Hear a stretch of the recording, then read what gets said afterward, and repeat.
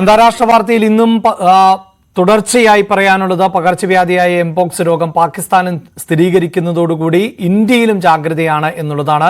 African രാഷ്ട്രമായ കോങ്കോയിലും സമീപ രാജ്യങ്ങളിലുമൊക്കെ രോഗം പടർന്നു പിടിക്കുമ്പോൾ ആ വാർത്തയുടെ വിശദാംശങ്ങളുമായി ഇന്റർനാഷണൽ ഡെസ്കിൽ നിന്ന് ചേരുന്നത് കൃഷ്ണേന്ദു നായരാണ്. കൃഷ്ണേന്ദു, കനത്ത ജാഗ്രത തുടരണം എന്ന് തന്നെയാണ് ലോകാരോഗ്യ സംഘടന അറിയിച്ചിട്ടുള്ളത്. മറ്റു വിവരങ്ങൾ എന്തൊക്കെയാണ്?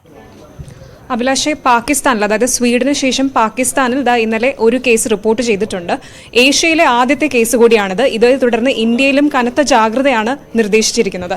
ഇതുവരെ 520ഓളം പേർ മരിച്ചതായാണ് റിപ്പോർട്ടുള്ളത്.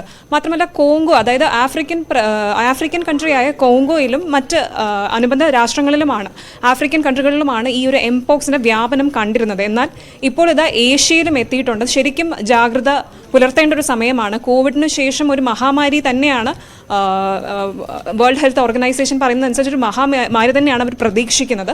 അതുപോലെ തന്നെ 520-520 മരണസംഖ്യയും വളരെ വലുതാണ്. ഇപ്പോൾ ആക്റ്റീവായി 16,000-ഓളം കേസുകൾ ഉണ്ടെന്നാണ് പ്രാഥമിക നിഗമനം. വാർത്തയുടെ വിശദാംശങ്ങളാണ് ഇന്റർനാഷണൽ ഡെസ്കിൽ നിന്നും കൃഷ്ണേന്ദു നായർ നൽകിയത്. തീർച്ചയായും